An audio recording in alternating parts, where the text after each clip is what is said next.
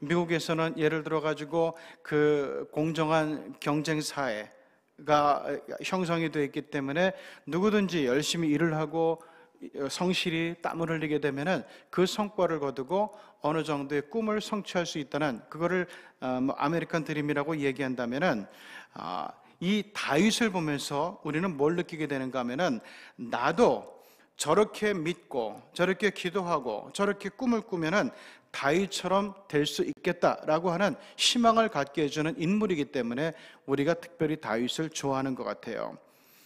본문의 저자인 다윗 왕은 본래 베들레헴에서 아마 여기 있는 우리들보다 더 비천한 형편에서 태어나서 자란 사람 같아요. 베들레헴에서 무명의 목동으로 인생을 시작하는데, 그런데 그런 가운데서도 가족의 인정을 못 받은 사람이에요. 아버지조차도 다윗은 인정하지 않았어요. 저놈이 클 놈이다, 크게 될 놈이다, 요만큼도 믿지 않았던 사람이 아버지 이새였어요. 왜냐하면 사무엘이 사울왕을 대신해서 이스라엘의 왕을 세우려고 하나님의 계시를 받아서 이제 이새 집으로 왔을 때, 베들레헴 이새의 집으로 왔을 때 이새의 아들들을 다 한 명씩 한 명씩 세우죠. 그런데 사무엘이 계속 이건 하나님이 택한 사람이 아니다, 태자를 낳아요. 그런데 이제 다 됐어요. 아니, 그러니까 사무엘이 이상하잖아요. 분명히 하나님께서 아들 중에서 이스라엘을 왕 위에 세운다 그랬는데 이상하다, 다른 아들은 없냐? 그러니까 이새가 하는 말이 뭐예요? 있긴 있는데 내가 봐도 걔는 아닙니다. 그래가지고 들에서 양치라고 보냈습니다. 이렇게 대답했단 말이에요. 그러니까 아버지도 인정을 안 했던, 가족들에게 인정을 못 받던, 그리고 당대 사람들도 이렇게 우습게 여길 만큼 그 목동 생활을 하던 사람이 바로 다윗이라는 사람이에요. 그런데 변변찮은 목동에 불과했던 다윗이 그야말로 하나님의 파격적인 은혜를 입고서 승승장구해 나가면서 마침내 통일왕국 이스라엘의 총사령관의 자리에 오르고 왕위까지 오른 입지전적인 인물이라고 성경은 이야기를 하고 있습니다. 그렇게 처음부터 높은 위치에서 금수저에서 출발했던 다윗이 아니었단 얘기죠. 전형적인 흙수저에서 출발했지만은 가장 높은 자리까지 올랐던 사람이 다윗이에요. 그런데 이 사람이 그 자리에 오른 방법과 길이 아주 단순하고 아주 명백해요. 그렇기 때문에 우리도 이 다윗을 좋아하고 다윗처럼 되기를 원하고 사모하는 그런 믿음과 마음을 품을 수 있게 되죠. 그뿐만이 아니죠. 그는 이스라엘의 전 역사에 걸쳐서 가장 존경받는 왕으로 지금까지도 변함없는 사랑을 받고 있어요. 세상에서 제일 자존심이 강하고 남을 높이기를 싫어하는 민족이 누구냐면 유대인들이에요. 그런데 그런 유대인들이 너나 할 것 없이 인정을 하고 지켜세우고 최고라 인정하는 사람이 다윗이라는 것은 굉장한 의미를 갖고 있다고 생각을 합니다. 유대민족뿐만 아니라 나아가서 인류 역사상 온 세상에서 가장 널리 알려진 유명인사 중에 한 명이 바로 다윗입니다.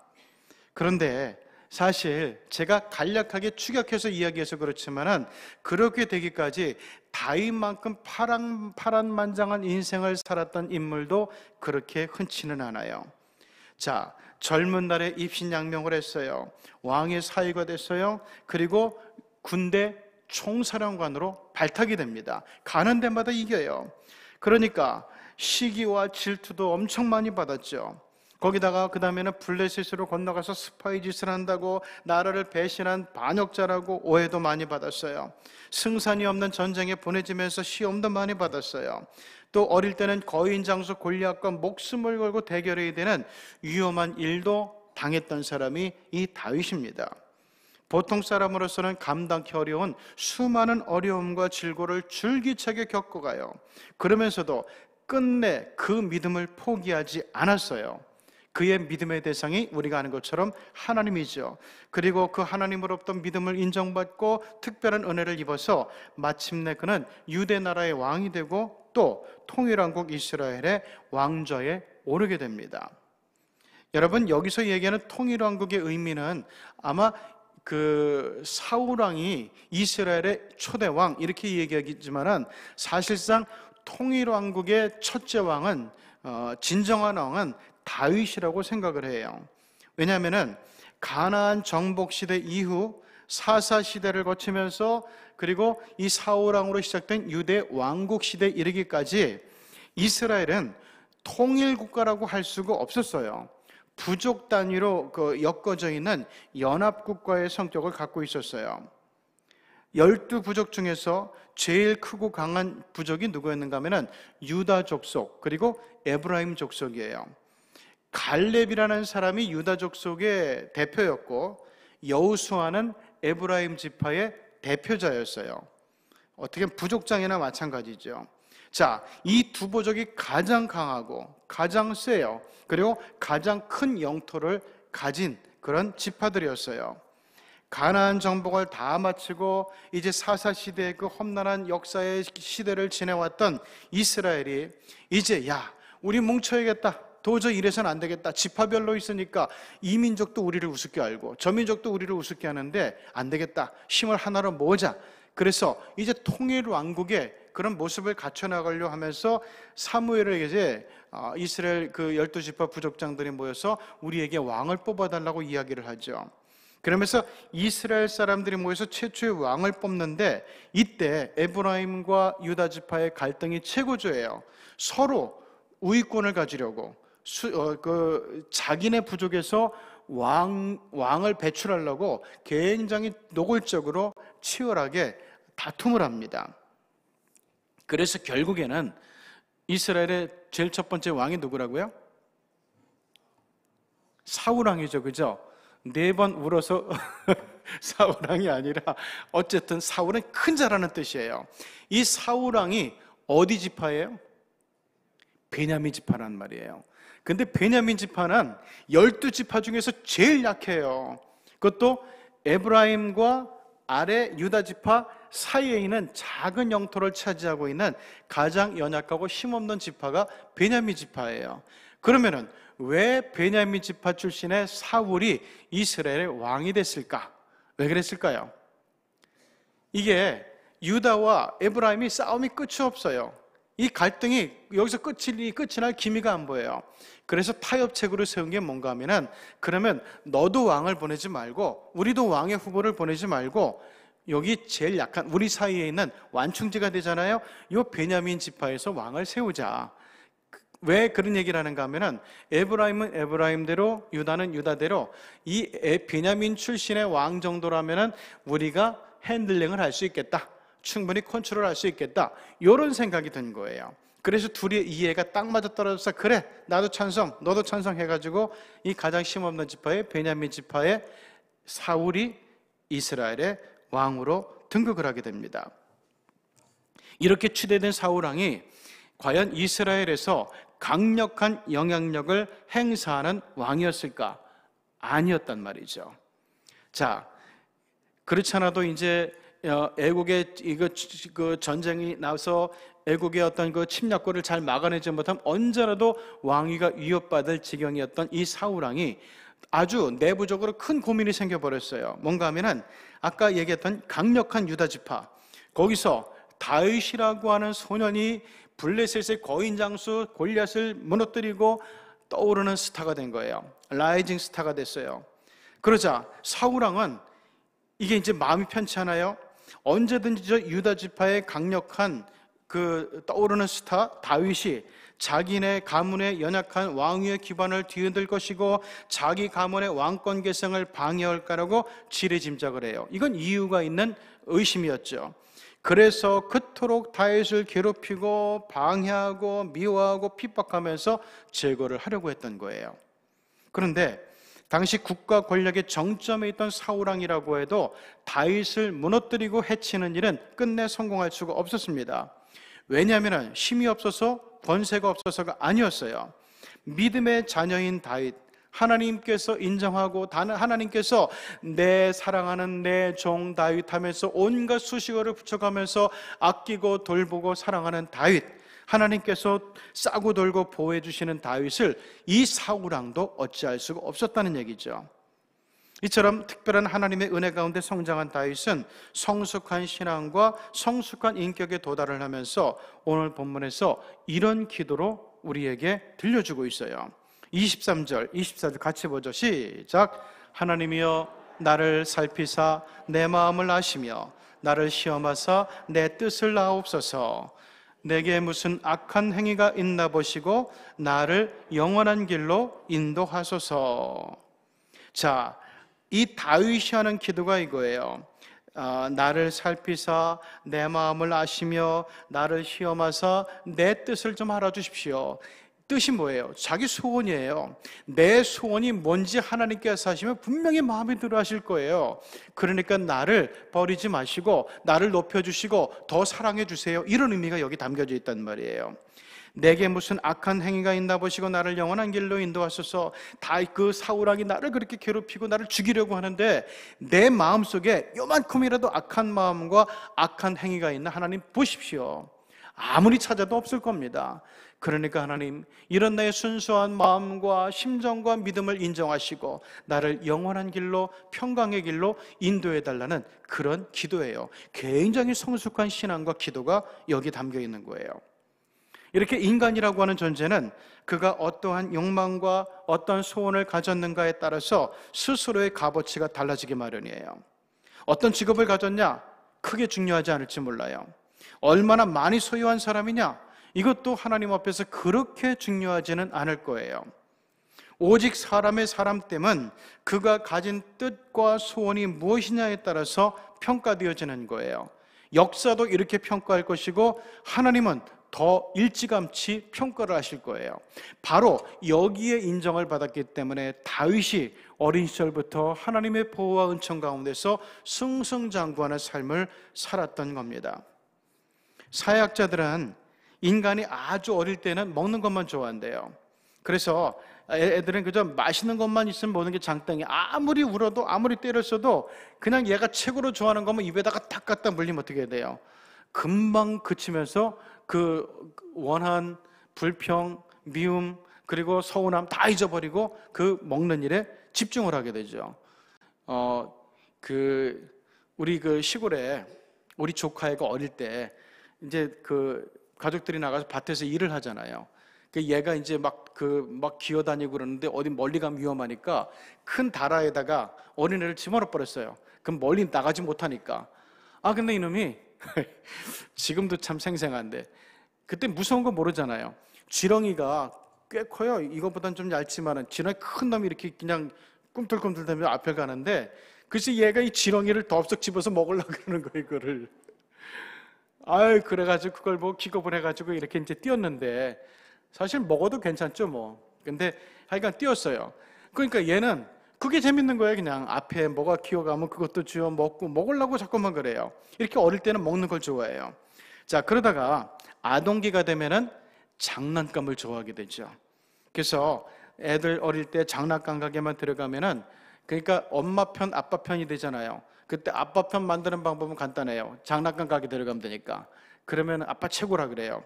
자, 그러면서 그 장난감 가게 가면 내가 입이 그냥 제비처럼 딱 벌어지면서 좋아서 어쩔 줄을 몰라요. 그래서 그 마음대로 골라봐 그러면은 고맙게도 1,000원 내서 1,500원짜리 자동차만 골라요. 큰 거는 감히 가질 수가 없다고 생각해서 그랬는지 몰라도 하여간 요만한 장난감만 그렇게 이제 자동차만 고르더라고요. 어쨌든 이 아동기가 되면 장난감을 좋아해요. 사춘기가 되면은 그 다음엔 친구를 좋아하게 되고 조금 더 지나면은 이성을 좋아하게 되죠. 청년기를 넘어가면서부터는 이제 일하기를 좋아하고 또한 성취감을 즐기게 돼요. 그러다가 40세가 넘게 되면은 그때부터는 명예를 좋아하게 되고 50세가 넘으면은 권력을 좋아하게 된대요. 그런데 70세, 80세가 넘으면은 그때부터 원점으로 다시 돌아가서 또 다시 먹는 것에 관심을 갖게 되고 먹는 것을 좋아하게 된대요. 그래서 저희 어머니가 그 집에 가면 아주 그냥 이만큼 쌓여있어요, 사탕이. 그거 혼자 드시는 게 아니에요. 주일이 되면은 사탕을 꼭 갖고 가시는 거예요. 왜냐하면은 이 노인들이 사탕 갖고 거기 권사님들이잖아요. 그 나이 많으신 분들이. 근데 이분들이 다시 어린애처럼 됐어요.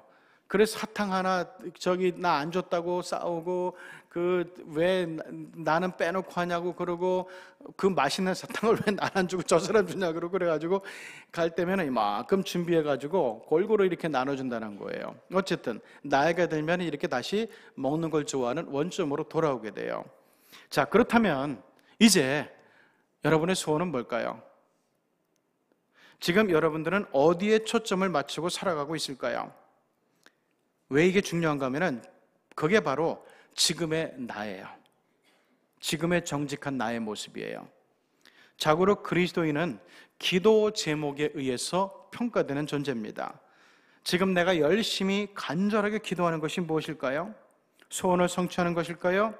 물질을 얻는 것일까요? 내 자식이 잘 되는 걸까요? 병이 치료되는 걸까요? 건강해지는 걸까요? 아니면 평안을 이루는 걸까요?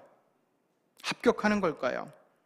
솔직하게 지금 내가 하나님 앞에 간절히 소원하고 기도하는 것은 무엇인가? 그리고 그 기도를 하게 된 동기가 또 뭘까? 그 기도를 대하는 나의 자세는 과연 어떠한가?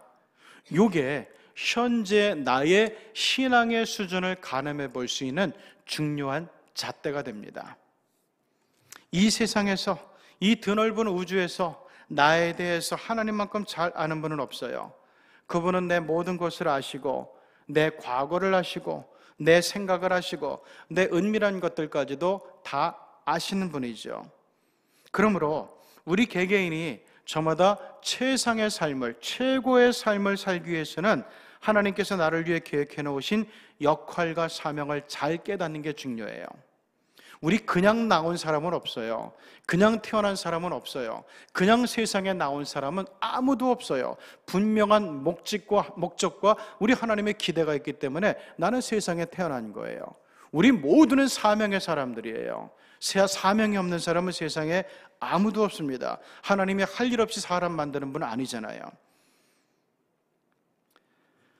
자, 그 하나님은 세상에서 오직 나만이 수행할 수 있는 일을, 사명을 계획해 놓으셨어요. 왜냐하면 이 세상에 나와 똑같은 사람은 아무도 없기 때문에.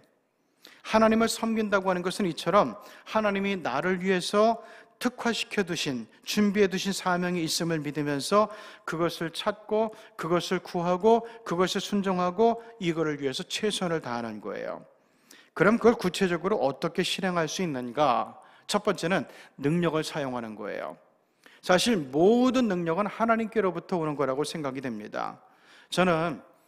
저도 그렇지만 여러분들도, 여기 있는 모든 사람들마다 제각기 하나님이 그에게 허락하신 천부적인 재능이 있음을 믿어요. 천부적인 능력, 천부적인 재능, 이것은 그게 아주 특별히 대단해서 엄청나서 그렇게 부르는 게 아니에요.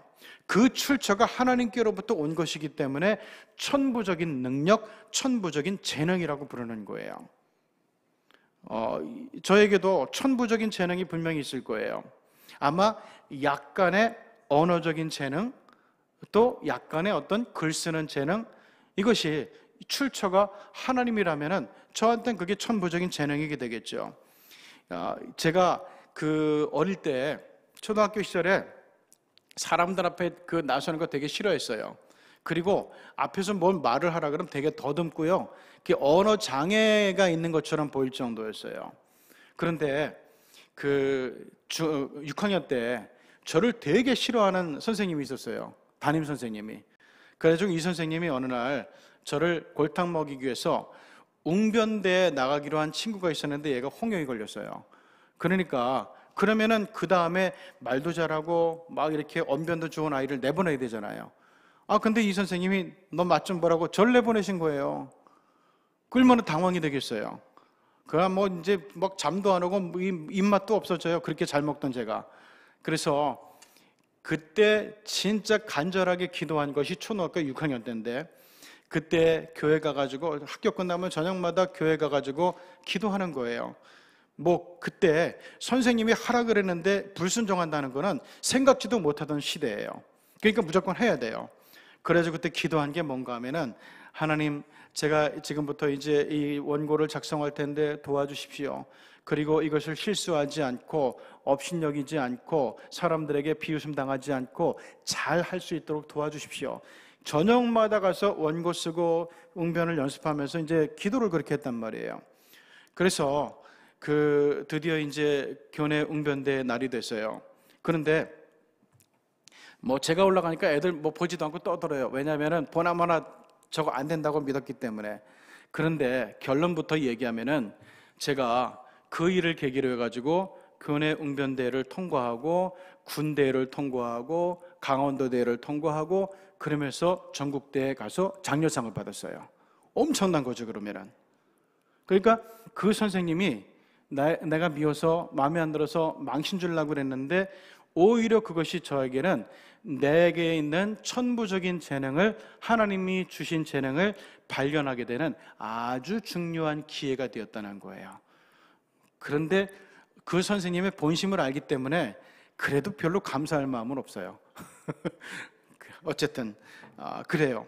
자, 이렇게 사람의 천부적인 재능이라고 하는 것은 영적인 은사와 마찬가지로 하나님으로부터 온 것이기 때문에 이 재능, 내게 있는 재능, 내게 있는 능력, 그리고 영적인 은사, 이 모든 것은 정말 중요한 거입니다. 그 사회학자들의 연구 결과 이런 얘기를 해요. 봉사를 하지 않는 대부분의 사람들의 푸념은 똑같아요. 나는 그런 일을 할 만한 능력이 없어 라고 얘기해요. 그런데 사실은 그렇지 않대요. 보통의 사람들은, 정상적인 사람들은 그들이 인식하는 것보다 훨씬 많은 재능들을 보유하고 있대요. 이게 맞는지 틀린지 모르지만 사회학자들은 연구 결과 일반적으로 정상적인 범주에 있는 사람들은 무려 500개나 되는 다양한 재능들이 그 안에 잠재되어 있다는 거예요. 엄청나죠? 여러분들도 발견하지 못하는 500개 이상의 재능들이 그 안에 잠재되어 있어요. 그래서 제가 생각해 봤어요. 그러면 나는 뭐 어떤 재능들이 또 있을까 하다 보니까 저는 뭐 일을 하면 좀 빨리 배우는 편이고 또 뭘 타는 걸 잘해요. 자전거도 잘 타지, 썰매도 잘 타지, 뭐 하여간 타는 거는 빨리 배우는 것 같아요. 그리고 어떤 거를 할 때 분석하는 것, 정리하는 것, 아니면은 찬양을 한다든가 어디에 가가지고 어떤 환경에 적응을 한다든가 이런 거는 뭐 나름대로 제가 생각하는 재능의 부분들이에요. 근데 이것밖에 생각이 안 되지만 사실은 잠재되는 재능들은 엄청나게 많이 있을 거예요. 단지 제가 발굴을 하지 않아서 그렇지. 여러분도 똑같아요. 만약에 여러분이 스스로 생각하는 재능이 한두 가지에 불과하다면 그것은 재능을 발견하고 개발하고 발굴해 나가는 일에 있어서 그만큼 아직 열심히 없기 때문이라고 생각하시면 돼요. 정말 내가 헌신하겠다고 생각을 하고 내가 나를 사랑하고 내 삶을 사랑하고 하나님에 맡기고 기도하면서 위대한 인생을 한번 살아보겠다 생각한다면 정말 여러분 안에 수많은 재능들이 계속해서 발굴되는 은혜를 입게 될 수도 있을 거예요. 어쨌든 이 사회학의 이론에 따르면 능력이 없어서 일을 못하거나 봉사를 못하는 게 아니라는 얘기예요. 여기는 우리는 모두가 하나같이 다 놀랄만한 능력의 덩어리고 하나님의 놀라운 창조물들이라는 것을 믿음으로 받아들일 때 나의 삶은 그때부터 엄청나게 달라지는 계기가 될 수 있을 겁니다. 우리의 뇌는 100조 개나 되는 기억을 저장할 수가 있대요. 그리고 우리의 마음은 소화기관이 작동되기 위해서 1초에 15,000개의 결정을 내릴 수 있다 그러고요. 우리가 가지고 있는 코는 1만 가지 이상의 냄새를 구분할 수 있는 능력이 있대요. 정말 엄청나죠? 이게 정상 범위에 있는 보통 인간들의 일반적인 능력치예요. 여기 있는 사람들이 최소한 이만한 능력은 다 갖고 있다는 얘기가 되죠. 그러므로 저는 이걸 보면서 우리 교회에 책임이 있구나, 목사로서 책임이 있구나. 그게 뭔가 하면은 모든 교회 성도들로 하여금 하나님을 섬기기 위해서 우리의 잠재된 능력을 발견하고 그 능력을 끌어내서 사용하면서 헌신해서 하나님으로부터 더 사랑받게 해주는 것, 이게 저의 일이고 우리 교회, 우리 당의 일이 아닌가 이렇게 생각이 됩니다. 그러면서 모든 능력은 우리 하나님께로부터 온 거고, 그 다음에 모든 능력은 하나님의 영광을 위해서 쓰여지면 좋아요. 하나님은 교회 안에서 우리들 각자가 특기를 발휘하고 영향을 끼칠 수 있는 부분을 만들어 놓으셨어요. 토요일에 항전직 수련을 한다 그랬는데 이 수련회는 휘경교인들 각자가 그 부분을 찾는 계기가 될 수도 있을 겁니다. 하나님은 우리의 능력으로 도저히 할 수 없는 일들을 위해서 너 삶을 좀 헌신해봐 명령하거나 부탁하는 분이 아니에요. 하나님은 교회를 위한 사역에 있어서 또는 그리스도인의 사명에 있어서 우리의 능력과 소명을 반드시 일치시키는 분이에요. 베드로전서 4장 10절 같이 보죠. 시작. 각각 은사를 받은 대로 하나님의 각양 은혜를 맡은 선한 청지기 같이 서로 봉사하라. 아멘. 자, 미국의 세들백 교회는 7,000명 가량의 봉사자들이 있대요. 더 많은 사람들은, 교인들은, 근데 7,000명의 봉사자들이 있는데 이분들은 각자의 재능의 기부를 통해서 교회를 섬기면서 그들의 능력을 사용하고 있는 사람들이에요. 어떤 사람은 그 회사에서 아마 총무부에 있겠죠? 뭐 이제 구입하는데 교회의 비품을 제일 싸게 구입하는 재능을 활용하는 사람들이 있대요. 또 교회 정원을 꾸미는 사람들이 있고 교회 사역의 수많은 파일들을 일목요연하게 정리해주는 사람들이 있고 또 건물의 수리를 전기면 전기 아니면 어떤 디자인 인테리어면 인테리어 이거를 수리하는 사람들이 있고요. 또 교인들의 그 의료적으로 그 진단해주는 일을 하는 아마 의사 출신들이겠죠. 이런 분들이 있고 그리고 교인들의 식사를 준비하는 셰프들이 있대요.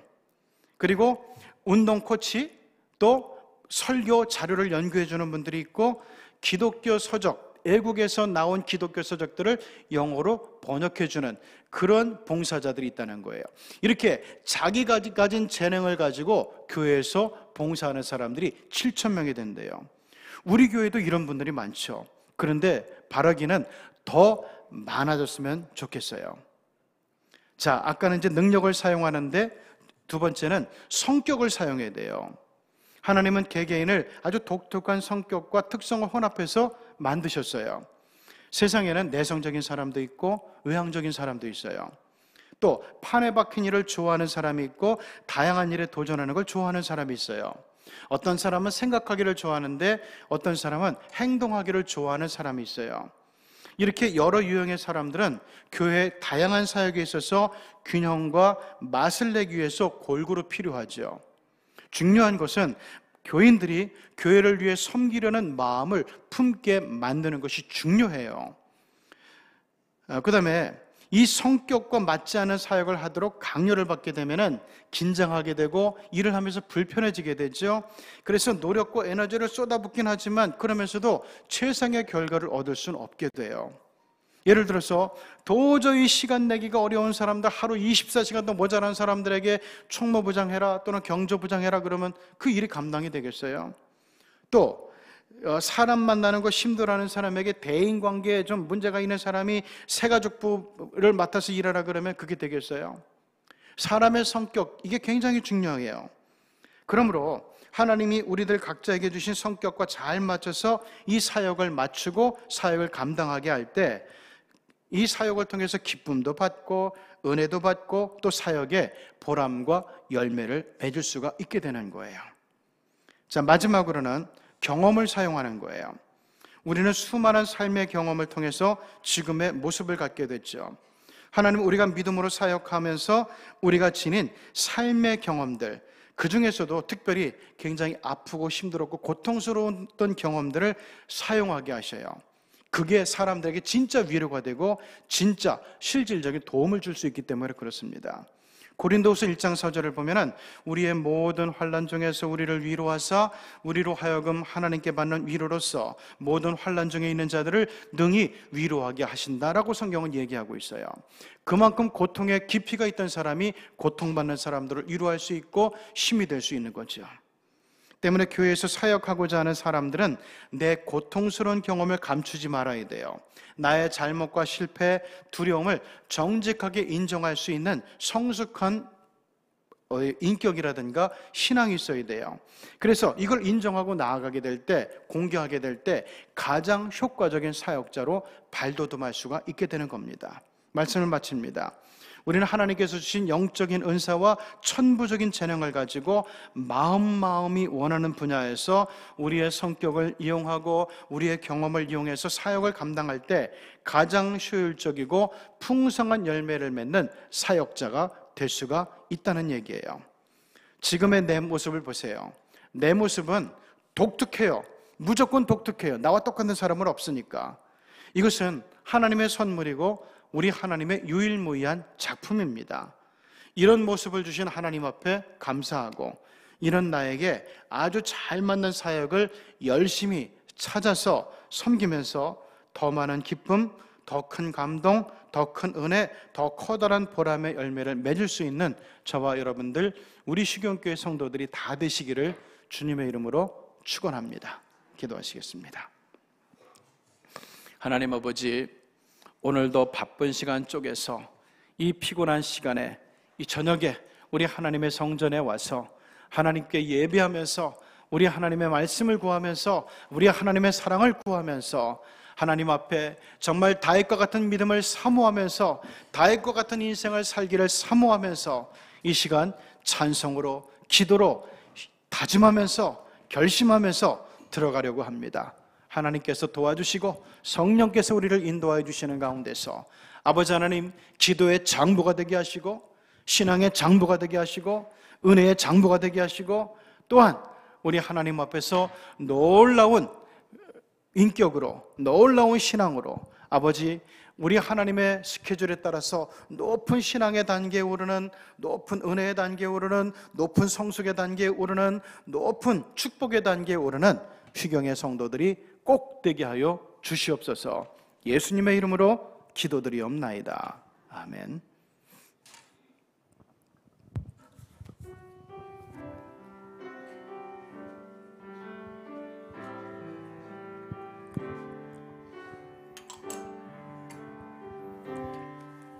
다 표현 못해도 나 표현하리라.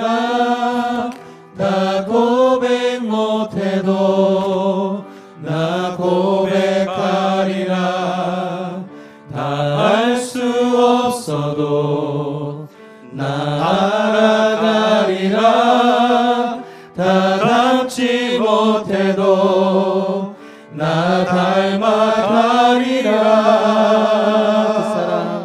그 사랑 얼마나 아름다운지, 그 사랑 얼마나 날 부욕해 하는지, 그 사랑 얼마나 크고 놀라운지를, 그 사랑 얼마나 나를 감격하게 하는지. 다 표현 못해도 다 표현 못해도 나 표현하리라. 다 고백 못해도 나 고백하리라. 다 알 수 없어도 나 알아가리라. 다 닮지 못해도 나 닮아가리라. 그 사랑 얼마나 아름다운지, 그 사랑 얼마나 날 부욕해 하는지, 그 사랑 얼마나 크고 놀라운지를, 그 사랑 얼마나 나를 감격하게 하는지. 다시 한번 고백합시다. 다 표현 못해도 다 표현 못해도 나 표현하리라. 다 고백 못해도 나 고백하리라. 다 알 수 없어도 나 알아가리라. 다 닮지 못해도 나 닮아가리라.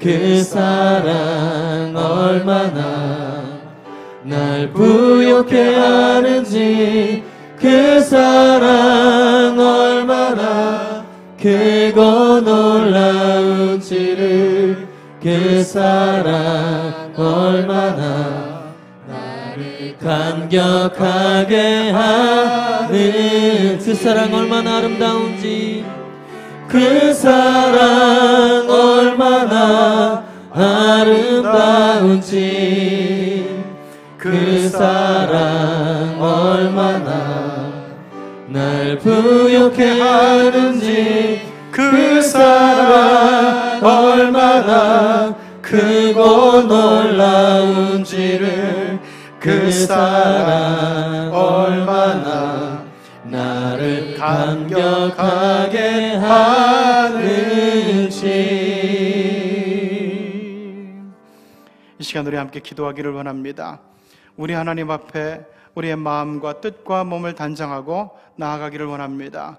하나님, 지금의 내 모습으로 특별하게 창조해 주시니 감사합니다. 저의 삶 가운데 개입해 주셔서 주장하시고 인도해 주셔서 감사합니다.